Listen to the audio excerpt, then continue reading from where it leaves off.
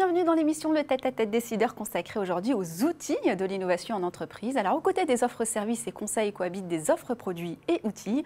La transformation digitale d'une entreprise passe avant tout par une refonte totale de ses process digitaux, de nouvelles solutions cloud parfois plus personnalisées, un large spectre d'outils à promouvoir auprès des collaborateurs autour d'usages de plus en plus collaboratifs, des défis d'aujourd'hui pour les enjeux de demain. Et pour nous accompagner sur ce sujet, Alain Garnier, fondateur de l'entreprise Jamespot. Bonjour.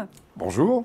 Alors, la transformation digitale, c'est un sujet assez vaste. Est-ce qu'on peut profiter de votre présence pour refaire un état des lieux, finalement, globalement, dans les grandes lignes? Pour aller à l'essentiel sur cette question, qui est effectivement fondamentale, c'est la question de la réactivité vis-à-vis des clients. Aujourd'hui, la transformation digitale, c'est l'attente de tout à chacun d'avoir un service plus rapide. Ça, c'est le premier pilier qu'il ne faut jamais oublier, en particulier dans les entreprises. Le deuxième point, ça va être la question ensuite de la transformation interne, de la transformation culturelle, et enfin celle de la productivité. La productivité attendue par tous dans les entreprises.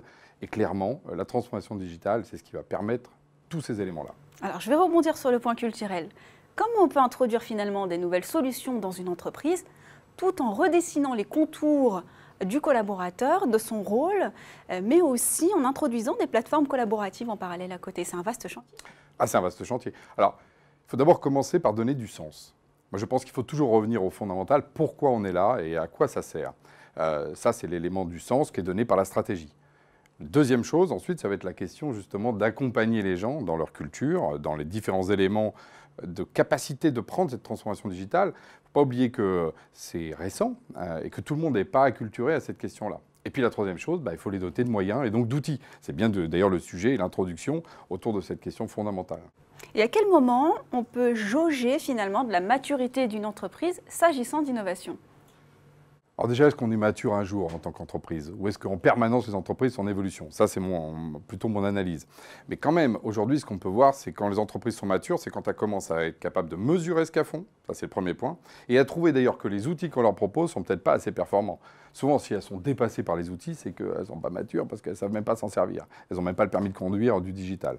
Donc ça, c'est deux indicateurs, mesure et capacité de prendre les outils. Alors, vous connaissez bien le sujet, puisque vous êtes vous-même le fondateur d'une entreprise qui s'appelle Jamespot. Quelle est sa spécificité sur le marché?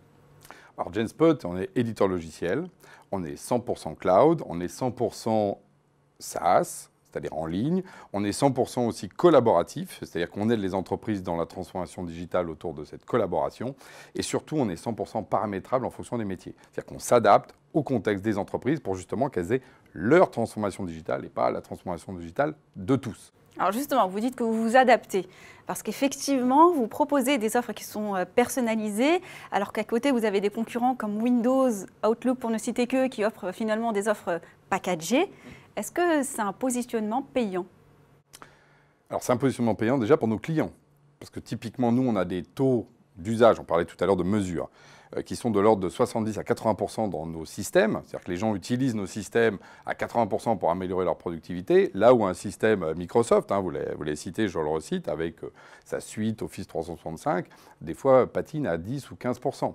Donc le premier point, c'est celui-là, c'est que si vous avez un bon outil, il est plus utilisé, plutôt que rester dans son tiroir et dans son placard. Ça, c'est point.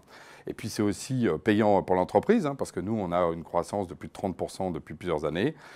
Justement sur ce marché, on atteint aujourd'hui plus de 200 clients et plus de 120 000 utilisateurs qui justement utilisent nos solutions au quotidien.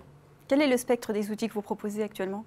Alors le spectre, il va justement commencer d'abord par la communication, qu'on réinvente dans ce monde digital, la collaboration, comment on travaille ensemble, l'innovation, comment on produit finalement l'avenir, vu qu'on est toujours en mutation. Et puis le dernier point, c'est l'aspect projet, c'est-à-dire comment je travaille au quotidien par équipe pour être capable de devenir agile dans mon entreprise. Projet et perspectives pour l'avenir? Alors nous, les perspectives, d'abord, c'est le développement international, parce que clairement, les dimensions d'éditeur logiciel, c'est au niveau mondial. Le deuxième point, c'est sur tout ce qui est innovation. On parle beaucoup d'intelligence artificielle. Je dirais qu'en tout cas, mettre de l'intelligence et de l'automatisation dans les systèmes. Et puis surtout aussi aider les métiers à se transformer, parce que nous, on est au service de ces entreprises qui ont envie d'imaginer demain, et on est avec eux. Merci infiniment pour votre intervention et votre expertise. Merci à vous. Merci à vous de nous avoir suivis. On se retrouve bientôt pour un prochain numéro, le Tête-à-Tête Décideur sur bfmbusiness.com.